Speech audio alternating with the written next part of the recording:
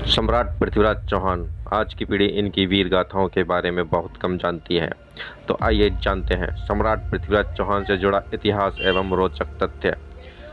पृथ्वीराज चौहान ने 12 वर्ष की उम्र में बिना किसी हथियार के खूंखार जंगली शेर का जबड़ा फाड़ डाला था। पृथ्वीराज चौहान ने 16 वर्ष की आयु में ही महाबली नाहर राय को युद्ध में हराकर मडवकर पर विजय प्राप्त की थी। पृथ्वीराज चौहान ने तलवार के एक वार से ही जंगली हाथी का सर धड़ से अलग कर दिया था।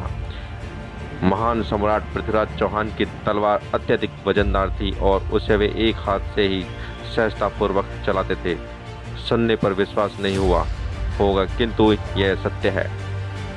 सम्राट पृथ्वीराज चौहान अनेक अभेद्य व्यूह रचनाएं जानते थे। सम्राट पृथ्वीराज चौहान का राज्याभिषेक मात्र 20 वर्ष की अल्पायु में हुआ।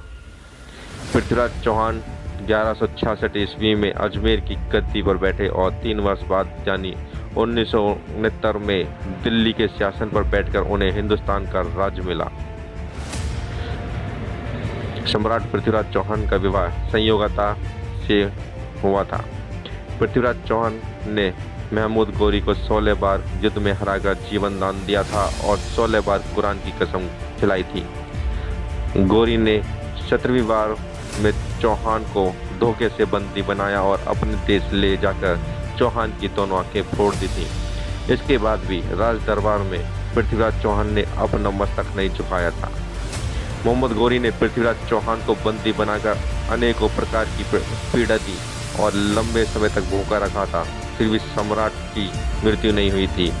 सम्राट पृथ्वीराज चौहान की सबसे बड़ी विशेषता यह थी कि उन्हें शब्द भेदीबाण की कला ज्ञात थी, जो कि अयोध्या नरेश राजा दशरथ के बाद सिर्फ पृथ्वीराज चौहान को ही ज्ञात थी। पृथ्वीराज चौहान ने मोहम्मद गोरी को उसी के भरे दरबार में शब्द भेदी बाण से मारा था। गोरी को मारने के बाद भी वे दुश्मन के हाथों नहीं मरे, अर्थात अपने मित्र चंद्रवरदाई के हाथों मरे। दोनों ने एक दूसरे को कटार घोंप कर मार लिया, क्योंकि और कोई विकल्प नहीं था। दुख होता है ये सोचकर कि वामपंथियों ने इतिहास की पुस्तकों से टीपू सुल्तान, बाबर, औरंगजेब, अकबर जैसे हत्यारों के महिमा मंडल से भर दिया और पृथ्वीराज जैसे योद्धाओं को नई पीढ़ी को पढ़ने नहीं दिया, बल्कि इतिहास छुपा दिया गया। Thanks for watching. इन्फॉर्मेशन अच्छी लगी तो वीडियो को लाइक कीजिए, चैनल को सब्सक्राइब अवश्य कीजिएगा। अपना कीमती समय देने के लिए धन्यवाद। जय हिंद।